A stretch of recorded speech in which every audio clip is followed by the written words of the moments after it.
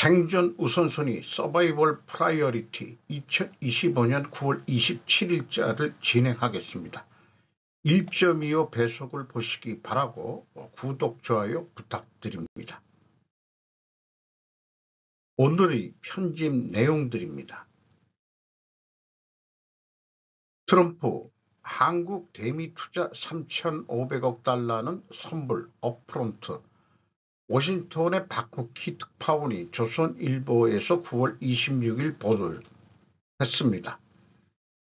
3,500억 달러 약 490조 원을 거론하며 그것은 선불이라고 강조했다.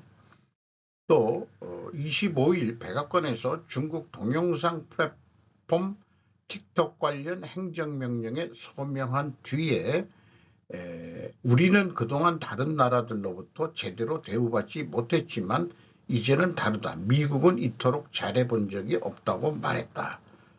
또한 9,500억 달러를 관세 협상에 의해서 확보했는데 이전에는 단 한 푼도 받지 못하던 돈이라며 일본에서 5,500억 달러, 한국에서 3,500억 달러, 그것은 선불이라고 밝혔다. 앞서 얘기한 9,500억 달러는 유럽연합 사례로 보인다.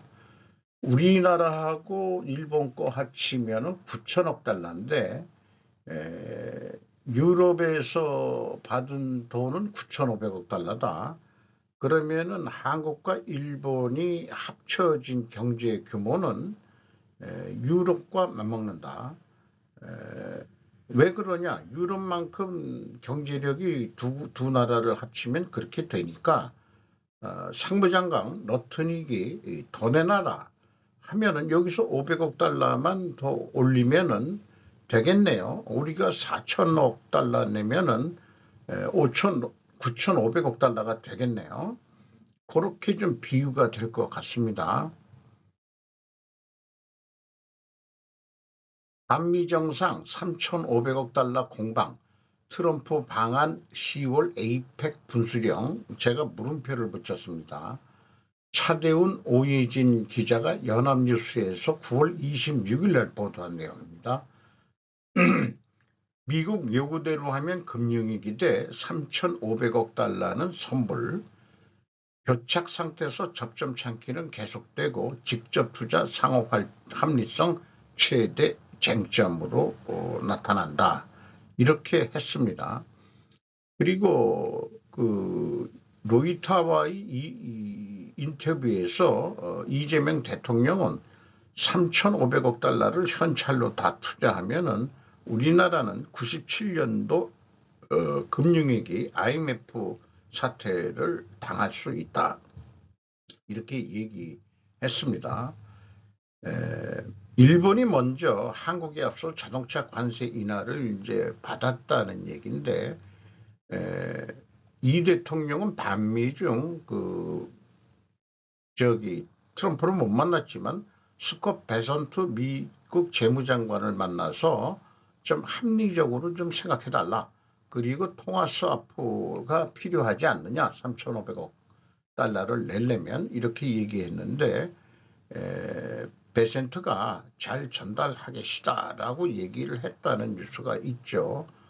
요 물밑에서 우리도 3,500억 달러라는 큰 돈을 내려면은 핵 연료, 핵처리, 재처리 이런 것도 좀 얘기를 되고 물밑에서는 한국의 국방비 증액 및 미국산 무기 구매 확대 논의를 또 진행 중이다. 그러니까 이게 방위비하고 또 좀 이렇게 연계해서 우리는 어떤 해결책을 보려는 것 같습니다. 일본 언론 이 칸이 버티는 이유는 속내는 권력력이라고 분석을 했어요. 그런데 그럼에도 현재 지지율은 55%로 떨어졌다. 코스피도 하락 중이고 과거 그 길을 떠들던 좌파들이 이젠 우리는 일본보다도 돈이 없다고 떼를 쓰는 형국이라고도 좀 볼 수 있을 수밖에 없지 않느냐. 좌파 정권이 정권을 잡은 입장에서 이런 생각도 들어보게 됩니다.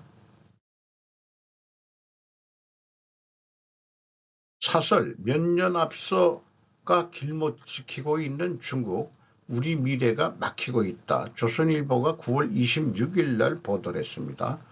중국 쓰나미 어떻게 넘을 것인가 네 번째 시리즈 제목으로 얘기를 했습니다. 남들이 하지 않는 신기술 개발, 특허 출원, 표준 재정으로 이어지는 전략은 개별 기업이 아니라 중국 공산당은 죄송합니다. 공산당이 중심이 된 국가 차원 100년 대계의 일환이다. 제가 그래서 국가 자본주의로 부르고 있죠. 중국은 2035년까지 독일, 일본을 추월하고 공산당 정권 100년인 2049년엔 미국까지 넘겠다는 로드맵을 추진하고 있다. 그러니까 2030과 2050, 49년이지만은 2050을 또 얘기하고 있는 것으로 알고 있습니다. 이 계획의 핵심은 군사력이 아니라 산업 굴기다. 이것도 물음표는 제가 붙였습니다. 첨단 기술, 미래 기술 개발은 기업이 하지만 그 뒤엔 국가의 전폭적인 지원이 있다. 빠른 추격자에서 선도자로의 전환은 한때 우리의 목표였는데 여야가 합의로 과학기술 대결을 내세우고 정권 교체와 무관하게 100년, 아니 10년, 20년 일관되게 밀고 나갈 것을 우리 국민 앞에 약속해야 한다.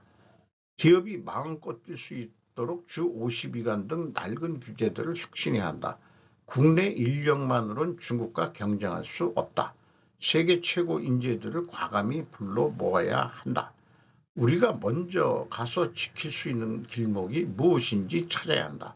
중국과 모든 분야에서 경쟁할 수는 없다. 반도체, 바이오, 조선, K컬처 등 우리가 잘할 수 있는 분야를 선택해 집중 투자해야 한다. 선택과 집중 이 얘기가 나오네요. 이대로는 미래가 없어질 판이다.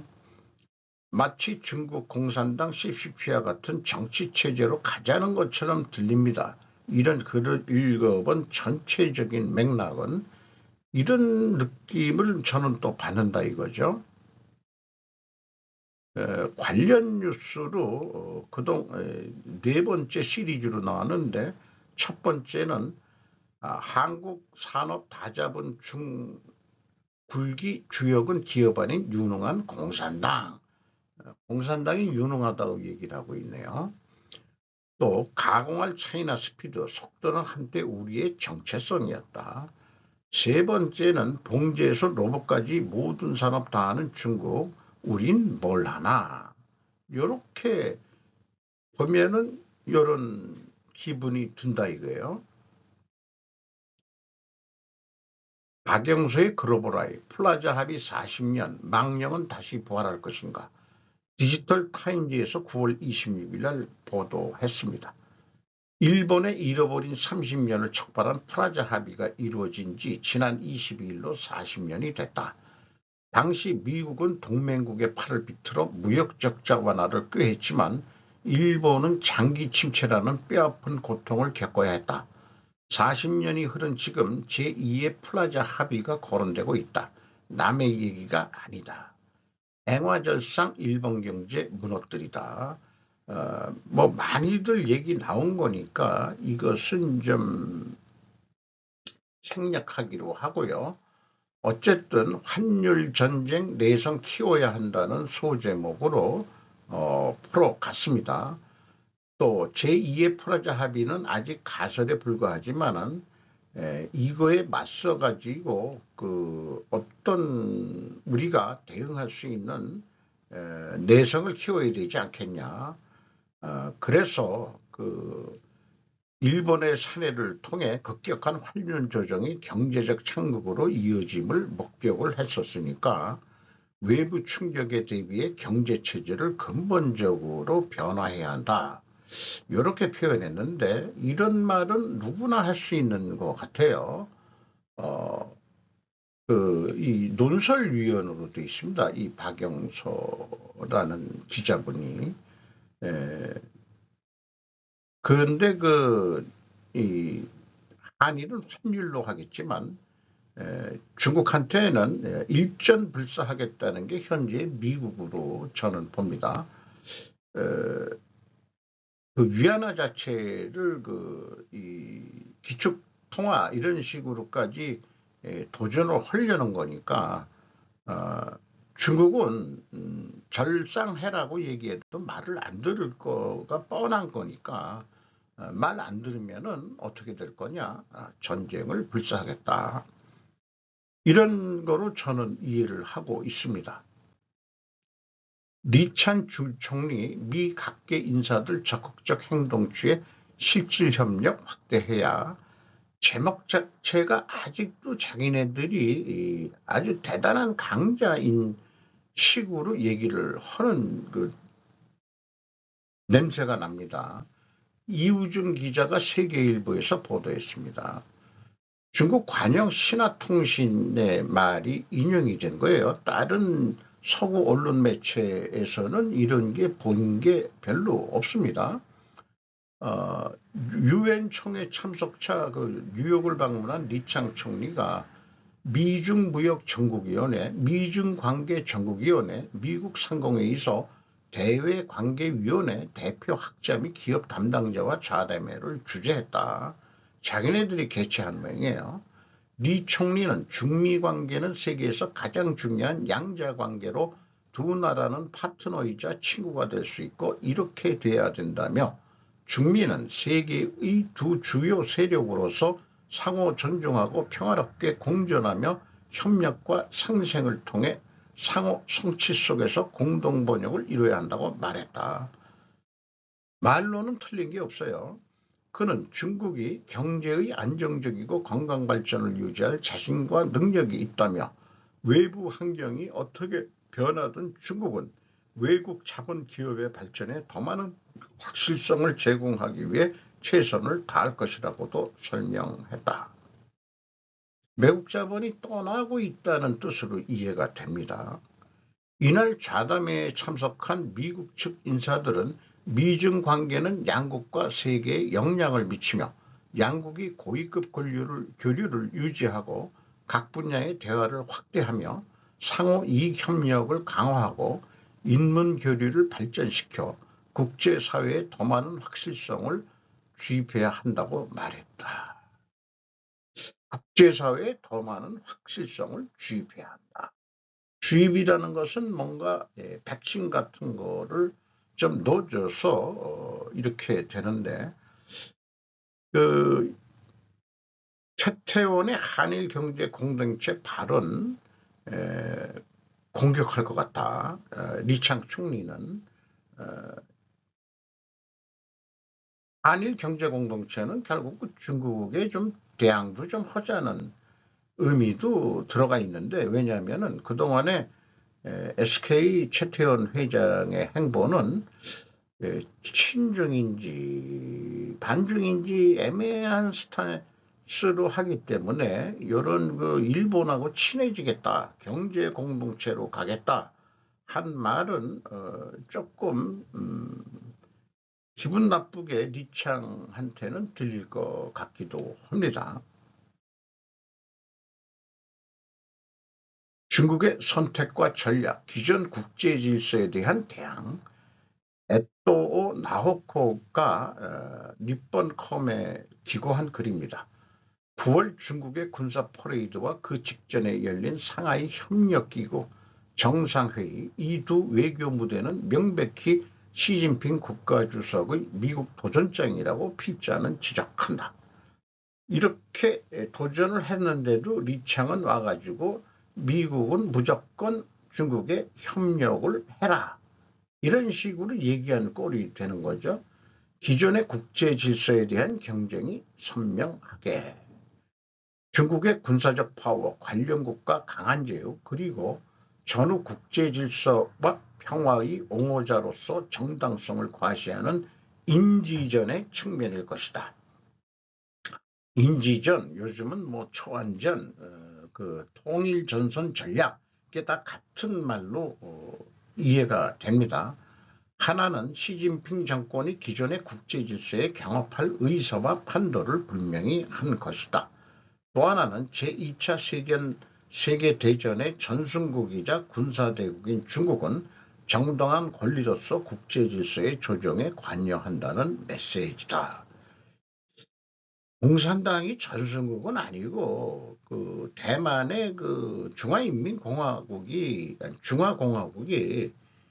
장개석의 그 중국이 전승국이지 절대 그 공산혁명에 의한 중국을 통일한 공산당이 전승국이라고 얘기하기에는 좀 안 어울리는 것 같다고 저는 개인적으로 생각합니다. 상하이 협력기구에서 보는 국제전략의 새로운 전개. 푸틴 대통령은 9월 1일 연설에서 SCO에 의한 진정한 다자주의가 시대에 뒤떨어진 유럽 중심 모델, 유럽 대서양 모델을 대체하는 것이라고 주장했다.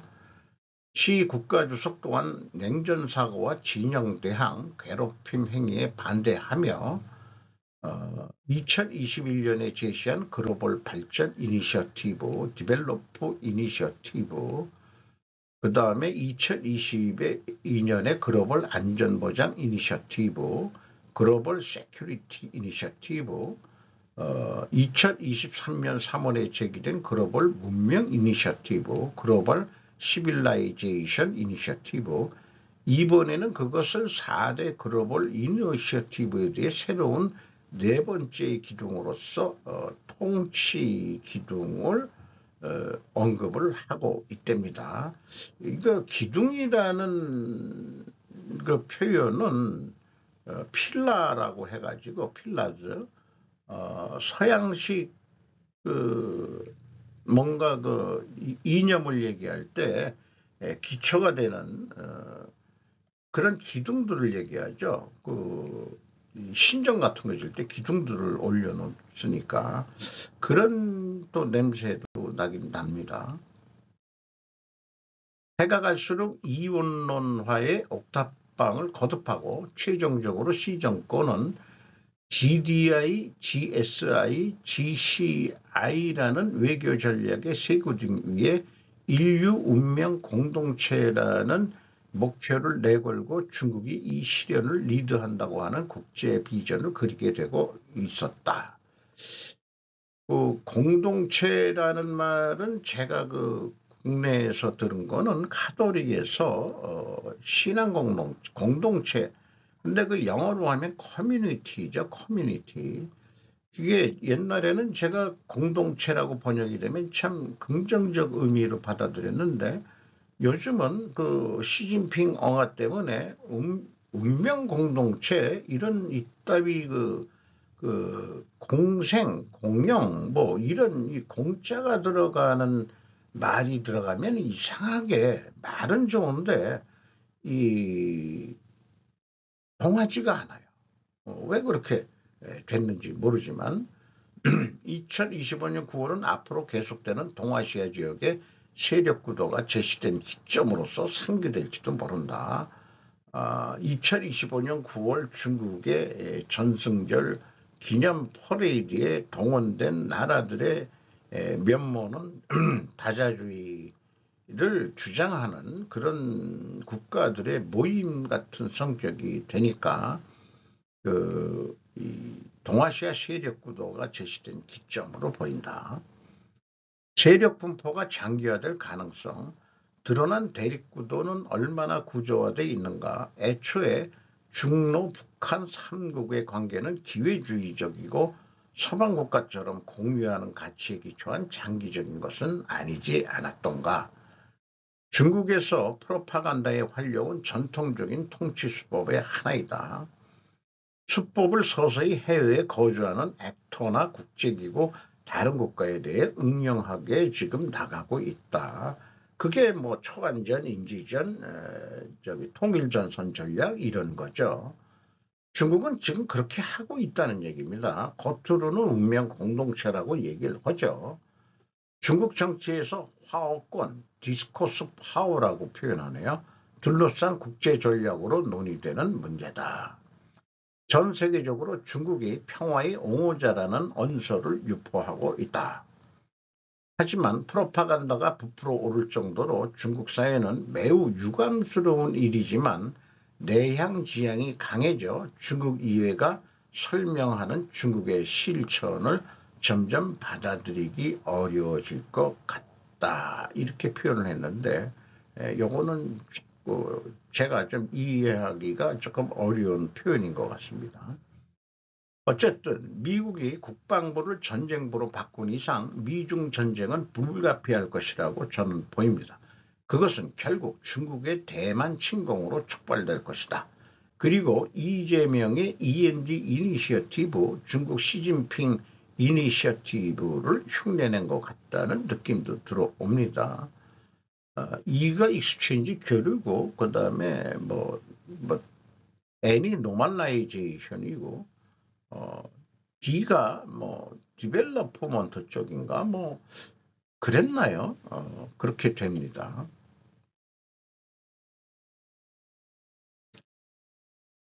헤게스는 다음 주 버지니아에서 열리는 회의에 갑자기 최고 지휘관들을 소환합니다.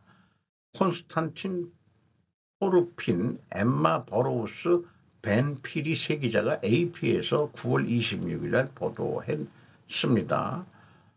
다음 주 수요일 날에 퀀티코 해병대 기지에 일성급이면 별 하나짜리 이상을 다 소집을 했다.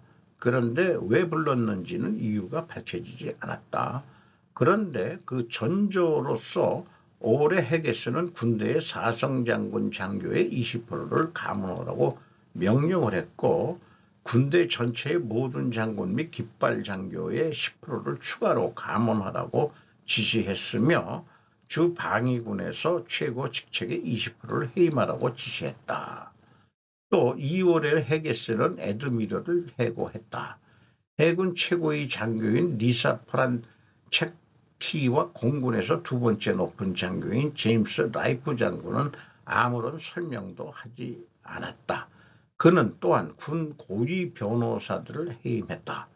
그 이후로 헤게스는 이유를 밝히지 않은 채 다른 군사 지도자들을 해고했습니다. 가장 최근에는 미국의 공습으로 이란 핵시설에 대한 미군의 피해에 대한 초기 평가가 트럼프를 화나게 한 군사정보기관을 이끈 장군이 있었습니다. 해고된 사람 중에는. 그래서 중국과 전쟁을 할 수 있다는 것에 반대하는 장군들은 니들이 군인으로서 있을 필요가 뭐 있겠느냐. 다 나가라고. 이렇게 해서 소집을 한 거다. 그러니까 이번 퀀티코 해병대 기지에서 모이면은 이제 미국이 중국과 전쟁을 벌일 터인데 자기네들이 먼저 선전포고는 절대 안 하죠. 대만 침공을 하기를 유도를 하고 있는 것으로 그렇게 이해가 됩니다만은 준비들 하시오. 여기에 반대하는 것은 군인으로서의 그 자격이 없다고 보고 물러나시오. 이렇게 얘기하지 않을까 저는 그렇게 상상을 하게 됩니다.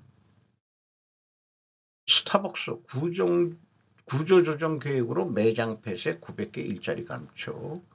스타벅스 브라니언 리콜 CEO가 회사의 턴어라운드 계획에 집중하면서 바라바라 이렇게 해서 결국은 직원을 해고하고 커피숍 디자인 이런 걸 다시 해서 우리도 그 국내에서 커피를 비싸게 파는데 스타벅스가 커피를 파는 데라기보다도 장소를 파는 데다. 아늑한 중심, 아늑한 커피숍 분위기를 배가하기 위해서 투자를 할 것이다. 장사 안 되는 데는 문을 닫고 이런 얘기가 되겠습니다. 저는 스타벅스는 비싸가지고 거의 가는 적이 없습니다. 뭔가 무슨 멤버스 그거로 KT 멤버스요. 그거는 2달에 한 번 4,000원 할인한다 그래서 그때 한번 싸게 그때 한번 가서 2달에 한 번 정도 가서 근데 커피가 진하고 아주 좋긴 좋아요. 싼 커피보다는 맛이 틀리긴 하더라고요. 커피 맛에 대해서 잘 모르지만 어쨌든 마시니까. 거대 기술기업 네이버 슈퍼 FC에서 국내 최대 거래소 업비트 인수 예정. 이거 어떻게 발음하는지 모르지만 프리샨트 자 CCN이라는 데가 뭐 있는 모양인데, 거기서 우리나라 뉴스에서 처음 본 게 아니고 여기에서 봤는데, 네이버가 디지털 금융과 스테이블 코인으로 영역을 확장한다. 정부에서 네이버를 키우는 것 같습니다. 또 블랙록이 AI 협력을 위해서 미국에 가서 첫 번째 만나가지고 MOU 맺은 게 블랙록인데, 이런 등등. 또 오늘 뉴스에 터진 국가정보관리원 서버 화재로 인해 가지고 지금 국가 디지털 시스템이 지금 중단이 되어 있는,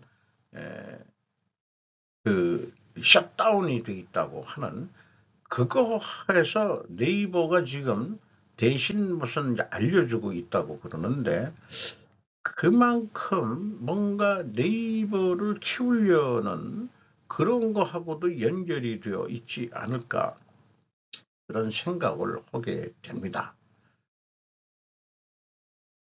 윤석열 보석 신문 종료, 보석되면 성실히 출석. 뭐 딴 거보다도 염색을 안 하고 머리를 짧게 깎으니까 뭐 보기가 또 좋네요. 근데 이제 저처럼 옆머리부터 이렇게 보통 흰머리가 나는 게 이제 노인이 돼가는 그 과정이죠. 많이 뭐 수척해졌다 그러는데, 뒤에 이걸 뭐라 그러나요? 이런 역할을, 피의자들을 이제 끌고 다니는 게 아니고, 다니는 사람들, 뭐라고 호칭을 하는지 잘 모르겠습니다. 키도 크고 아주 날카롭게 생긴 친구가 윤 전 대통령을 데리고 다니네요. 법정에. 용어가 생각이 안 나네. 속보 이 대통령 이시바 총리와 이달 말 부산서 한일 정상회담. 이우진 경향신문. 퇴임 전에 그래도 셔틀 외교한다고 말일날 부산에서 만난다. 특별한 얘기가 오고 갈 것 같지는 않지만은, 이시바 총리 얘기로는 뭐 어느 정도 윤곽이 나더라도, 차기 총리가 되더라도 한일 협력은 우리는 계속 돼야 된다. 뭐 이런 얘기로 아마 결론이 나지 않을까. 요미우리 신문에서도 똑같이 보도를 냈습니다. 북한 외무성 부상, 방미 7년 만에 고위급 파견을 했다. 한국의 연합뉴스가 26일 북한의 김성경 외무성 부상이 유엔 총회에 출석하기 위해 미국 뉴욕의 공항에 도착했다고 보도했다. 총회 마지막 날인 29일에 등단할 예정이다.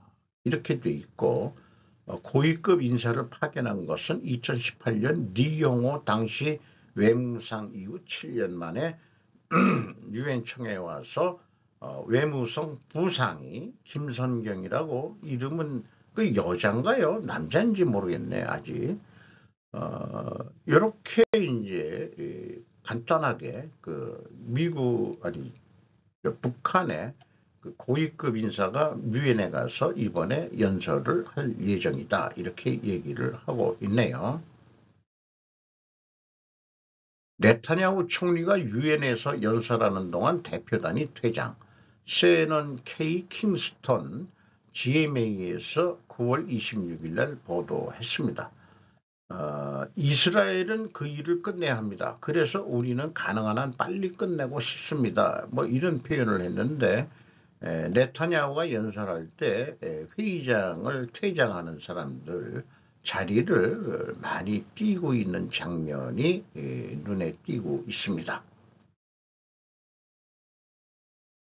오늘도 좋은 하루 되시기 바랍니다.